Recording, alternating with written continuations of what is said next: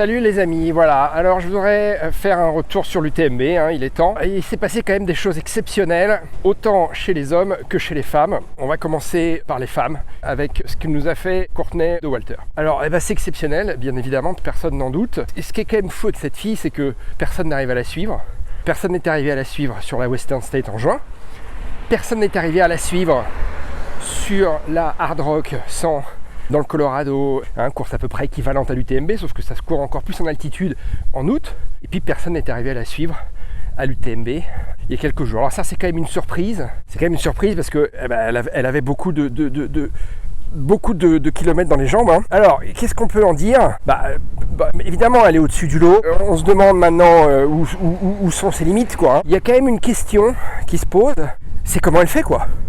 C'est comment elle fait. Alors quand on se penche un peu sur le cas Courtney Dauwalter et qu'on lit un peu ce que disent ses proches dans les médias, apparemment elle a une tolérance à la douleur qui est unique.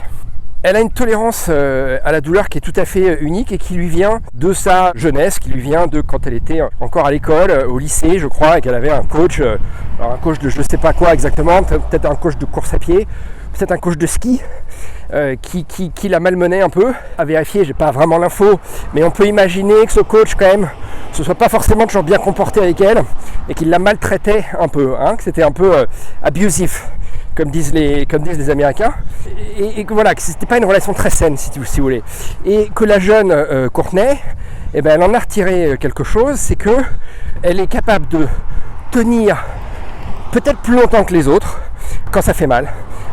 Comme on dit, elle repousse un peu le seuil de la douleur.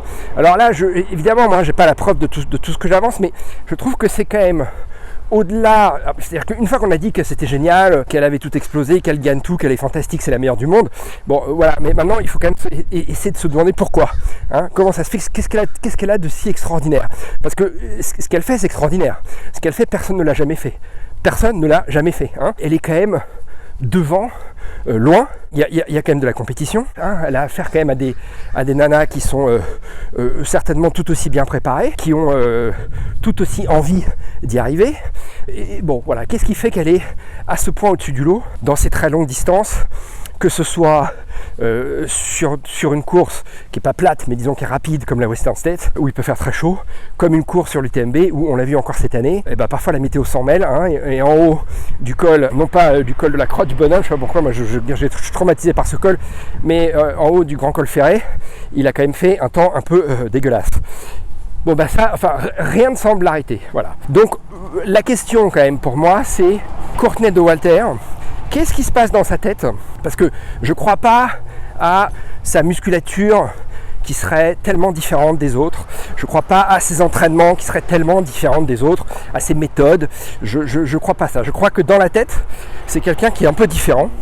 Comment elle fonctionne. Et ça, pour moi, c'est un axe de recherche sur la Courtney Dauwalter qui serait intéressant de regarder, de rechercher, comme on dit. Mais à tel point, si vous voulez, que je me demande si cette nana, je ne remets pas en question ni sa gentillesse, ni son sourire, ni son capital sympathie, mais je me demande si c'est très sain finalement. C'est qu'elle a un truc en plus des autres. Est-ce qu'elle a débranché quelque chose dans le cerveau, ou est-ce qu'elle a branché quelque chose d'autre que les autres n'ont pas branché ? Oui, on peut aller chercher du côté positif ou du côté négatif entre guillemets. Moi, c'est parce qu'en ce moment je suis en train de faire un article sur les problèmes justement de santé mentale dans l'ultra running et l'ultra trail running. Je pourrais presque poser la question comme ça, quel est son problème en fait ? C'est quoi le souci ? Pourquoi cette meuf, pourquoi cette nana, elle est tellement supérieure aux autres ? Qu'est-ce qu'il y a dans sa tête qui la rend à ce point supérieure ? C'est un génie, elle est géniale, voilà, c'est un génie du trail running. Clairement, bon, elle n'est pas si forte que ça sur la route, c'est pas celle qui est très forte sur la route et qui est à l'inverse pas très fort entre elles quand il y a du dénivelé, j'ai oublié son nom, l'autre américaine là, Mais Courtney Dauwalter, qu'est-ce qui fait qu'elle est si géniale ? J'aimerais bien qu'on m'apporte la réponse, voilà. Alors, bravo à Salomon, bravo à Salomon d'avoir dégoté cette nana. Salomon, c'est difficile d'avoir un vrai team, Salomon et Oka, ça c'est une parenthèse que j'ouvre, c'est difficile pour eux d'avoir un vrai team avec des gens qui performent aux plus hautes places. Salomon, aujourd'hui, ils ont Courtney Dauwalter. Avant, ils avaient Kilian Jornet. Ils ont eu aussi François Daen. Donc, ils sont très forts quand même chez Salomon pour recruter, pour avoir l'œil, pour trouver les meilleurs du monde. Ça, on doit quand même leur tirer, moi je leur tire mon chapeau, je ne sais pas qui est en charge de ça, mais la détection des talents chez Salomon, en trail running, en ultra trail running, chapeau, voilà, vraiment bravo. Voilà, allez, le cas de Walter, encore une fois, félicitations madame, voilà, chapeau bas, c'est très très impressionnant. Chez les garçons, alors non, chez les filles, pardon, j'aurais quand même aussi souligné le parcours de la française qui fait 3.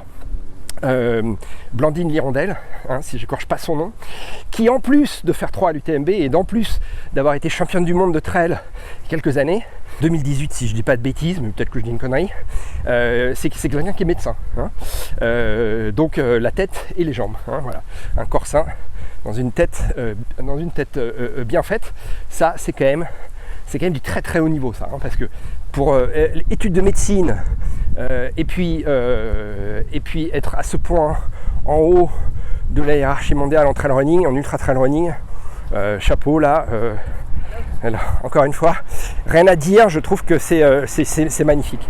Bon, elle est comme les autres, elle se prend une rouste par Courtney Dauwalter, mais bon, l'autre elle est intouchable quoi si tu veux, tu vois. Donc voilà, bravo à Blandine Lirondelle parce que je la connais pas, je lui ai jamais parlé, je l'ai jamais approché, mais moi je suis impressionné, si tu veux, d'une manière générale, par les gens qui ont mené des études brillantes, études de médecine, où on sait combien c'est difficile la sélection, elle est hyper dure pour entrer en médecine, et puis la meuf, elle fait, si tu veux, en plus de ça, elle est au top de l'UTMB, voilà. Les 3, mais bon, c'est quand même top. Alors, les mecs, bon. Alors, Jim Walsmay, ce qui est quand même fantastique dans ce qu'il a fait, c'est pas tellement d'avoir gagné l'UTMB, si tu veux, tu vois. Gagner l'UTMB, il y a un mec chaque année qui gagne l'UTMB. Bon, c'est impressionnant, bien sûr. Surtout qu'il gagne, tu le vois sur son visage, il est facile, Il est facile, il n'y a pas tellement de souffrance. Par rapport en plus aux années précédentes, là, je crois qu'il a essayé 5 fois. Mais je veux dire, moi ce que je trouve absolument magique chez ce mec, c'est la détermination, c'est la persévérance. C'est le fait que j'y arrive pas, je persévère. Et non seulement je persévère, mais je mets en place un système qui me permet de progresser. Sa venue en France, c'est ça. Donc là, en plus, moi j'étais un petit peu mauvaise langue avant, je me suis dit, alors je ne me suis pas trop exprimé sur le sujet, mais je me suis dit quand même le pauvre, si il ne réussit pas l'UTMB, tout le monde va lui tomber sur le dos en disant ça ne servira à rien que tu te déplaces en France, je l'avais dit, toute cette énergie, toute cette dépense d'énergie financière, tout ce soutien autour de lui, tout ça pour rien. Bon, non, il a mis tout le monde d'accord et il l'a fait à la Walmsley, quoi. J'ai du mal avec son nom, à la Walmsley.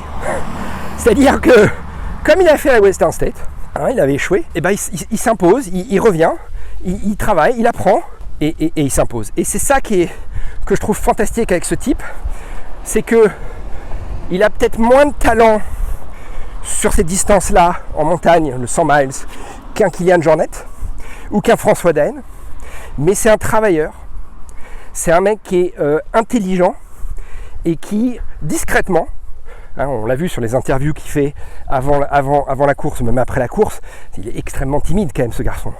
Il n'est pas rock'n'roll, Jim Walsmay. Bon, il fait un truc exceptionnel. Son acharnement, sa détermination, moi je trouve ça admirable. Le mec il se met un but et il se donne les moyens d'y arriver. Au cas dans la boucle, évidemment, sa copine, sa femme qui vient avec lui vivre en France, il vient chercher des conseils avisés de François Daen. D'ailleurs, bravo François Daen, parce que François Daen qui est Salomon aurait pu dire, non, je suis désolé, tu l'aides pas, parce que on a d'autres gars Salomon que tu pourrais aider et on a envie qu'ils battent Jim Walsmay. Voilà. Bon, alors après ils savent que personne est vraiment au niveau, mais enfin, je trouve ça quand même bien, c'est rare dans ce sport quand même, que deux marques concurrentes comme ça, aussi concurrentes que Salomon et que Hoka, sur le secteur de l'ultra trail running, cèdent comme ça. Et donc, on l'a vu pendant la course, je veux dire, Jim Walsmay, François Daen, C'est comme ça, hein, François Daen lui fait les ravitaux, lui donne des petits conseils, le chouchoute un peu sur le parcours, une petite accolade, une petite poignée de main. Donc ça c'est vraiment sympa à voir. Ce Jim Walsmay, finalement l'air de rien, hein, quand même. Moi j'avais pas forcément misé sur ce cheval-là. L'air de rien, eh ben, il nous a sorti un énorme UTMB. Hein. Enfin, en tout cas, il nous a sorti, si tu veux, le truc qu'il fallait. Au bon moment, il l'a fait. Voilà, il a gagné l'UTMB, c'était son objectif. Et ça, pour moi, c'est magique. Sa ténacité, si tu veux, dans l'effort, c'est ça qui est important. Mais ça, c'est important à tout niveau dans la vie. Tout ça, c'est pas d'échouer, tu vois. C'est de se relever. Hein. Et lui, c'est le symbole. Pour moi, hein, c'est le symbole de ça, Jim Walsmay. C'est le mec qui se relève. Regarde, je vais te montrer comme c'est joli là. Regarde, tu vas voir. Donc le Jim Walsmay, si tu veux, vraiment, je lui tire mon chapeau. Moi, j'aime les gens comme ça qui sont déterminés, qui se fixent un objectif, qui se donnent les moyens d'y arriver, qui construisent peu à peu. Et voilà, le but. Et comment atteindre le but? Ça marche pas comme ça, bah, je vais passer comme ça. Ah, ça marche pas non plus, bah, je vais y aller comme ça. Pour moi, c'est magique, c'est magnifique. Et donc vraiment, chapeau Jim Walsmay là-dessus. Deuxième coup de chapeau, évidemment, on va parler de Zach Miller. Alors le Zach Miller, pourquoi il est sympa ce Zach Miller? Parce qu'il n'a pas du tout un profil à la François Daen ou à la Jim Walsmay. Je ne sais pas combien il mesure, mais je pense qu'il doit faire 1m75. 80 kg, parce qu'il a quand même des bonnes cuisses, des bons jambons en forme de cuisse, et il va à une vitesse, mais c'est son style, hein, c'est son style. Moi j'avais dit c'est un coureur de 80 miles, c'est un coureur de 100 km, parce que sa course de référence c'est le 50 miles à San Francisco, hein, de North Face, qui est une course très très populaire ici aux États-Unis, qu'il a gagné une fois ou même plusieurs fois. Et les images qu'on peut voir sur internet de ces courses à lui, enfin de cette course à lui, c'est le mec qui sprint du début jusqu'à la fin. Et c'est un peu ce qu'il a fait, sauf que là bah voilà, il l'a fait sur 100 miles. Alors lui il a souffert, hein, par contre. Hein. Lui quand tu le vois, tu sens que le mec il a pas du tout le même visage qu'un Jim Walsmay, ou on en parlera après, qu'un Germain Grangier, beaucoup plus serein, les deux là. Lui on sent qu'il a souffert. Voilà. On sent qu'il a souffert, mais c'est une brute un peu. Hein. Il le fait à la brute, tu sais. C'est un peu comme ils disent dans la Légion étrangère, hein, c'est azimut brutal. C'est un peu importe les obstacles. Le mec, il se transcende. C'est un peu le bulldozer. Bon bah voilà, chapeau. Alors il a surpris tout le monde, je pense, hein, parce que il est parti comme une balle, comme à son habitude. Je pense pas qu'on s'attendait à ce qu'il fasse un podium. Je pense que tout le monde s'attendait à ce qu'il bâche au bout de 100 bornes, qu'il se fasse grignoter petit à petit, et puis soit il abandonne, soit il finit dans le fossé en vomissant, soit il terminait loin derrière, 20e. Voilà. Donc là, je suis chapeau, parce qu'en plus il est passé sous les radars, hein, c'est un mec qui vit en montagne, comme quoi le Jim Walsmay, c'est aussi dans la tête le fait de venir en France, hein, parce que le Zach Miller il n'est pas venu en France, hein. Le Zach Miller il utilise des bâtons, donc il sait faire le Zach Miller, voilà. Ce que Jim Walsmay ne sait pas faire. C'est pour ça que je disais Jim Walsmay, si c'est un talent brut si tu veux, mais c'est pas un mec qui est aussi génial, enfin il est pas génial comme Lake Lian ou comme peut l'être François Daen. Pour moi c'est intellectuellement, psychologiquement, Jim Walsmay c'est un modèle. Courtney Dauwalter, c'est un extraterrestre. Je pense que elle doit être un peu... j'en sais rien, je déconne un peu en disant ça. Mais j'aimerais bien avoir son analyse psychologique à la Courtney Dauwalter. Le Jim Walsmay, à mon avis, c'est un mec beaucoup plus équilibré. C'est un mec beaucoup plus sain. Et puis, alors, finale, je vais quand même en dire un mot, hein, sur les Français quand même. Alors, le premier, c'est Germain Grangier. Alors, c'est pas une surprise hein, pour moi que Germain il soit sur le podium. L'année dernière, le pauvre, il s'était pris le Covid.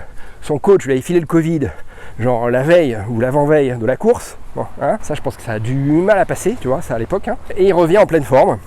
Il a bien travaillé, encore une fois, lui aussi c'est quelqu'un qui vit à la montagne, avec sa girlfriend Cathy Schild qu'on connaît bien, et ils s'entraînent tous les deux, ils se tirent la bourre tous les deux, l'un et l'autre ils se tirent la bourre, voilà, je pense que Cathy Schild si elle a un niveau comme elle a, c'est aussi parce qu'elle s'entraîne avec Germain Grangier, et vice versa, parce qu'elle doit bien lui tirer la bourre aussi. Elle n'est pas facile la Cathy Schild, moi je l'ai eu en interview, c'est un caractère aussi, hein. Bon il faut en avoir de toute façon à ce niveau-là. Donc le Germain Grangier, bah, bravo Germain Grangier, premier français, course menée de manière, pour moi, sans faute, sans accroc, tu vois. Il y a quand même eu un moment qui était assez intéressant, c'est quand ils sont au niveau du lac, là, je sais plus, j'ai oublié le nom, donc ils sont à nouveau sur le plat. Il avait doublé Jim Walsmay dans la montée un peu avant, et là, sur le plat quand même, je pense qu'il est rapide, mon ami Germain Grangier. Il est rapide, mais là, je pense que Jim Walsmay, on l'a vu sur le plat, il lui a mis sévère quand même. C'était impressionnant. Et d'ailleurs, ça c'est le truc, je vais revenir là-dessus sur Jim Walsmay. C'est pour ça que je dis qu'il était à l'aise. C'est que sur les parties, sur la fin de course, passer les 110, les 120, les 130 km, dès qu'il y avait du plat, le Jim Walsmay, il l'envoyait. Et il l'envoyait comme jamais il a envoyé à l'UTMB sur ces distances-là. Voilà, ça se voyait à sa tête, mais ça se voyait à sa foulée. Il était tranquille, il était serein. Ce mec, il est beau à regarder courir. Hein. Quand il est comme ça, quand il n'est pas fatigué, quand il souffre pas, enfin quand il souffre pas trop, hein, on va dire, il est quand même magnifique à regarder courir. Ça, c'était impressionnant à voir. La domination de Walsmay sur les parties plates, il est intouchable. Donc quand ça se passe comme ça, voilà, et donc je vais terminer juste sur Walsmay, c'est-à-dire que est-ce que Walsmay il peut revenir et gagner l'UTMB? J'ai bien réfléchi à la question et je pense que oui. Je pense que là il a produit quelque chose sans vivre en France. Hein. Je pense qu'il peut revenir. Il a compris un truc, il a eu le déclic et je pense que le Jim Walsmay sur l'UTMB, s'il se prépare spécifiquement pour l'UTMB, dans les années à venir, il est intouchable. Il est intouchable, voilà. Et il est intouchable pour ça, c'est-à-dire qu'il arrive à suivre les meilleurs montagnards français dans les montées, dans les descentes. Hein, on sait aussi, hein, pour ceux qui ne savent pas, mais dans les courses de montagne, ce qui est difficile aussi, c'est les descentes. Hein. C'est les descentes, ça te nique les cuisses si tu n'es pas bien entraîné. Bon, bah, lui, il arrive à suivre Germain Grangier. Et dès qu'il y a du plat, là, bah, il envoie et il est intouchable. Plus personne ne peut le toucher. Alors la vraie question maintenant pour Jim Walsmay, c'est qu'est-ce qu'il va faire? Parce qu'il a gagné la Western State. Bon, c'est le Rubik's Cube, il a percé le mystère de la Western State. Maintenant, il gagne à chaque fois qu'il y va. L'UTMB, je pense que c'est la même chose. Il y a quand même deux courses qui lui résistent. Hein, c'est le Grand Raid de la Réunion et c'est la Hard Rock. Alors la Hard Rock, je crois est-ce qu'il s'est déjà officiellement mis sur la Hard Rock? Je suis pas sûr, mais je sais qu'il a fait un off tout seul. Il a essayé de battre le record de la Hard Rock en off et il a bâché. Voilà, mais c'était avant, si tu veux. Maintenant, il y a eu ce cap UTMB. Pour moi, il y a le Jim Walsmay avant UTMB, après UTMB. Maintenant, je pense que le Jim Walsmay, il a les clés pour, s'il se met sérieusement dans un objectif de course de montagne, il peut écraser tout le monde. Et c'est peut-être, j'espère, parce que ça va être un spectacle incroyable, ce qu'il va faire l'année prochaine sur la Hard Rock. J'aimerais bien qu'il se mette sur la Hard Rock ou qu'il revienne sur l'UTMB, confirmer si tu veux sa victoire. À mon avis, il fera l'un ou l'autre. Est-ce qu'il sera tenté de revenir sur la Western State? C'est possible aussi, parce que c'est quand même sa course de prédilection. C'est ça qui l'a fait connaître. Hein, la méthode Walsmay, elle s'est quand même mise en marche et elle a été appliquée à la Western State. Hein. Je crois qu'à la Western State, il a fini 3 fois dans le fossé ou 2 fois dans le fossé avant de finir gagnant. Et depuis qu'il a gagné, plus personne, les années où il s'est mis, ne l'a battu. Voilà. Revenons sur mon ami Germain Grangier. Bravo, parce que il a suivi. Bon, le Zach Miller, c'est un peu étonnant, si tu veux. Donc je sais pas quoi dire. Je le connaissais pas particulièrement. Je pensais pas qu'il était capable de produire ça. Mais le Germain, il a quand même suivi, ou Serge, hein, que je pense qu'il est mal né ce garçon, c'est-à-dire qu'il aurait voulu s'appeler Serge en fait. Donc Serge Grangier, il a réussi à suivre Jim Walsmay, parce que je sais pas combien il lui met Jim Walsmay au final, mais c'est pas énorme. Hein. Donc bravo, voilà. Et alors bravo aussi à toute la flopée. Je crois qu'il y a 6 Français dans le top 10. Alors je sais pas si c'est un record, j'ai pas les stats, mais c'est quand même beau. Hein. C'est qu'il y a de la relève. Hein. François Den, tu peux prendre ta retraite, hein, parce qu'il y a de la relève. Et je félicite d'ailleurs Thibaut Garivier, j'espère que je prononce bien son nom, Thibaut Garivier du Team Oka, qui lui aussi est médecin. Hein, lui il est radiologue, si je dis pas de bêtises, et il finit 6e de l'UTMB. Et le mec il a, je vais pas dire de conneries, mais je crois qu'il a moins de 35 ans, enfin en tout cas il a pas 40 ans.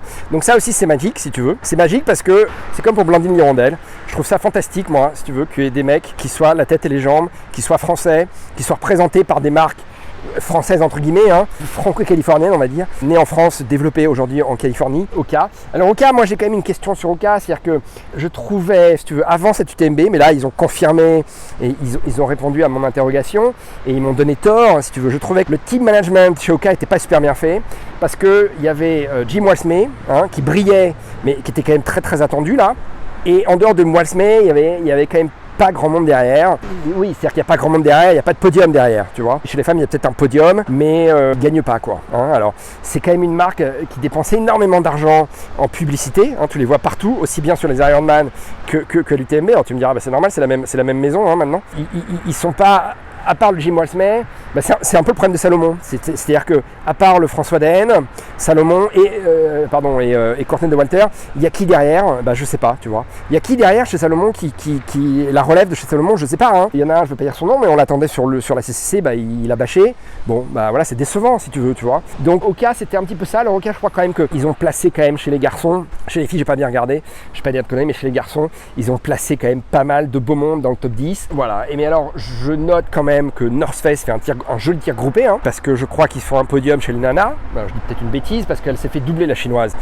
Mais la chinoise, elle était chez Oka ou elle était chez North Face, je sais plus. Bon, enfin en tout cas ils font ce doublé ce sandwich, comme je l'ai lu, qui n'est pas vraiment un sandwich, parce que le Jim Walsmith, c'est pas la saucisse dans le hot dog, avec Serge et comment il s'appelle parce que je veux l'appeler Serge, ça me fout dedans. Entre Germain Grangier et le petit américain. Ah merde, j'ai un trou de mémoire. C'est pas ça, mais si tu veux, les deux mecs de North Face finissent quand même sur le podium. Et ça, c'est quand même un joli retour aux affaires. Ça fait quelques années, parce que Cathy Shield, et North Face aussi, ça fait quelques années que North Face est de retour aux affaires dans le trail running, dans l'ultra trail running. Ça fait plaisir à voir. Ça fait plaisir à voir, pourquoi ? Parce que c'est quand même une marque iconique de la outdoor et du trail running en particulier. Je rappelle que quand ça s'est lancé en 2003, si je dis pas, c'est en 2003 l'UTMB, la marque qui a suivi tout de suite et qui a permis à la course d'exister, c'est North Face. C'est North Face, voilà, c'est le responsable américain, Topher Geller, le responsable Europe, enfin IMIA, Europe, Moyen-Orient et Afrique de North Face, qui était basé en Italie,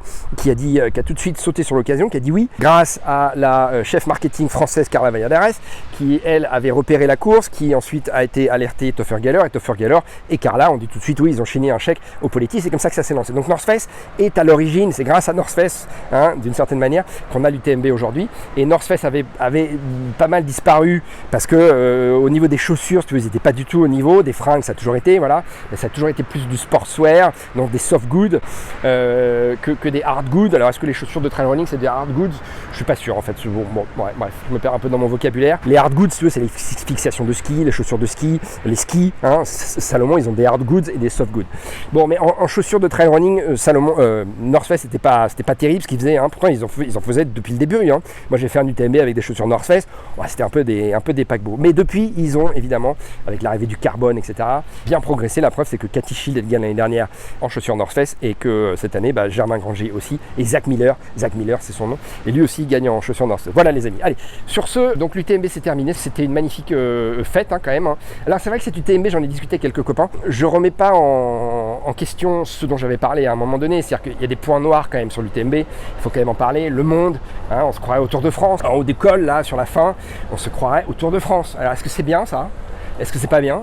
Je sais pas. Je vous avoue que je sais pas trop. En dehors de ça, c'est vrai que c'est un beau parcours. C'est vrai que c'est une belle organisation. C'est vrai que ça fait quand même vachement envie. Et moi, ça m'a donné envie d'y retourner au moins une fois. Moi, je l'ai fait 4 fois. J'ai pris 5 fois le départ. Alors là, j'ai fini dans mon vomi la 5e fois. À la fin, en descendant du col de la Croix du Bonhomme, je me suis complètement écroulé. Je vomissais. Bon, j'ai arrêté. Donc là, ça me donne qu'une envie, si tu veux, c'est de revenir à l'UTMB une fois pour terminer avec cette course qui est magique, mais qui est magique par son parcours, qui est magique parce que les organisateurs ont très bien fait ça, mais ils ont un parcours, si tu veux, servi sur un plateau autour du Mont Blanc. C'est vrai que c'est magnifique, quoi. Voilà, c'est assez roulant, l'UTMB, c'est quand même pas très technique. La Réunion, c'est beaucoup plus technique, attention. Bon, voilà, ça fait envie l'UTMB. On a beau trouver des points noirs à l'UTMB, trouver des raisons de critiquer cette épreuve, c'est vrai que c'est quand même magnifique. Mon petit coup de gueule là-dessus, c'est les inscriptions. Pour moi, c'est les inscriptions, le monde, et j'aimerais qu'on m'en dise plus sur la protection de l'environnement, parce que c'est très bien, si tu veux, qu'il n'y ait pas de déchets. T'as même plus de gobelets maintenant, ils te servent directement dans ta gourde, ça c'est pas mal, mais il y a quand même beaucoup de monde sur cette UTMB, donc on imagine beaucoup de voitures, beaucoup de pollution, il y a quand même beaucoup trop de monde. Mais le problème, c'est les inscriptions, ça me prend la tête. Et je pense, et ça me prend la tête pourquoi ? Pour plusieurs raisons, d'abord parce que c'est hyper compliqué, mais en plus parce que si tu veux, pour moi, ça s'inscrit pas dans la culture du trail running, ça s'inscrit pas dans la culture de la course à pied. Ça va même à l'inverse de toutes les valeurs de la course à pied, enfin qui sont résumées, si tu veux, dans la première valeur, la vraie valeur, c'est la liberté. La liberté d'aller courir en montagne, la liberté de prendre juste un short et d'aller courir avec tes baskets ou pieds nus, enfin, voilà. C'est quand même hyper simple la course à pied. Et ces courses-là, ça complique tout. Ça complique tout et du coup ça prend la tête. Voilà. Et on se dit, bah oui, c'est bien joli l'UTMB, mais jamais je pourrais y aller, quoi. Jamais je pourrais aller courir à l'UTMB. C'est trop de demandes, de temps, c'est trop d'investissement, même financier, pour s'inscrire à toutes ces courses, avoir le bon matos, avoir la nutrition, pour être au niveau, pour avoir les points, etc. Il faut finir des courses, il faut dépenser une fortune, quoi. Donc c'est plus aussi sympa, c'est plus aussi accessible que ça l'était. Alors bon, voilà, alors les élites, ça les touche pas, si tu veux, tu vois, les mecs, ils payent pas leur matos, ils payent rien. Mais le type qui est comme toi et moi, je trouve que bon courage pour aller faire l'UTMB, tu vois, parce que en plus, si tu veux, ça te pousse à ce que ça devienne obsessionnel. Tu peux plus faire ça en free spirit, en détente, entre un cours de tennis et un match de foot avec tes potes le dimanche. Hein. Et pourtant, moi, c'est ce que j'ai fait à l'époque. Hein. Quand j'ai fait mon premier UTMB, j'avais fait ce qu'ils appelaient la CCC en 2004. Enfin, pas la CCC, mais si tu veux, tu partais de Chamonix, tu t'arrêtais à Courmayeur et tu étais classé. Bon, moi, j'ai fait ça. Voilà. J'avais jamais fait 90 bornes, ou ça faisait pas de moins de 90 bornes. J'avais jamais fait ça, tu vois. Et l'année d'après, je reviens à l'UTMB et je finis mon UTMB. Hein, le 100 miles, mais j'avais jamais fait de 100 miles, j'avais jamais fait plus de 100 bornes, si tu veux, j'avais jamais fait 100 bornes.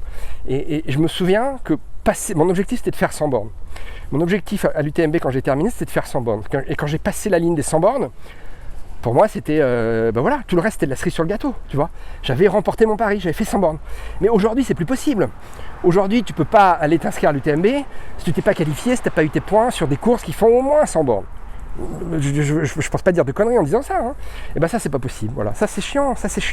Et moi j'en ai rien à faire si tu veux que les organisateurs te parlent de oui pour des raisons de sécurité, il faut des coureurs expérimentés, non. Bon, c'est vrai qu'au début ils ont frôlé à plusieurs reprises les drames. Bon, d'accord. Mais voilà, j'en ai déjà souvent parlé, hein. Il n'y a pas forcément de solution. En tout cas là j'en ai pas une en tête, mais si ce n'est de rouvrir le truc, non pas avec des courses qualificatives, peut-être qu'il faut aller faire peut-être des courses avant, montrer que tu es capable de faire 80 bornes peut-être, et puis après c'est le premier inscrit, premier servi quoi, tu vois. Alors évidemment, hein, ça sera plus jamais comme ça, parce que maintenant c'est un système, c'est du business, j'en ai aussi parlé la dernière fois, c'est-à-dire que c'est aussi bien ça, parce que ça donne du boulot à des gens, ça crée de la richesse, tout ça c'est aussi bien, voilà. Bon, mais il faut juste peut-être savoir accepter, et c'est un peu dur pour moi parce que je suis de la vieille école, l'UTMB je l'ai connu en 2003, mais heureusement il y a beaucoup de courses UTMB maintenant, du moins label UTMB. Il y a celle de Nice là qui me fait vachement envie, bon il y a celle à côté de chez moi au Mexique là, que je vais finir par aller faire. Donc voilà, allez, très belle prod en vidéo là, moi j'ai suivi ça sur YouTube, et bon c'est pas parfait hein, mais c'était petit à petit on se rapproche, on s'y approche. Ils font du meilleur boulot sur les Ironman quand même, alors ça dure moins longtemps tu me diras, mais je trouve que les commentaires sur les Ironman, c'est plus technique, c'est fait par des gens qui s'y connaissent vraiment. Là je trouvais que les commentaires c'était un peu léger, c'était un peu amateur, on n'apprenait pas grand chose, c'était un peu de la description de ce que tu voyais au niveau de l'image. Donc ça m'a pas emballé. Voilà, faites appel à des Sébastien Chéniaud, à des Julien Chaurier, à des gens qui connaissent un peu la course, qui l'ont fait. Tu mets un vrai journaliste et puis un professionnel de la course à pied, hein, ça serait le duo magique. Voilà. Allez, ciao, UTMB 2023 c'est terminé. Allez, on peut le dire vivement quand même, l'UTMB 2024.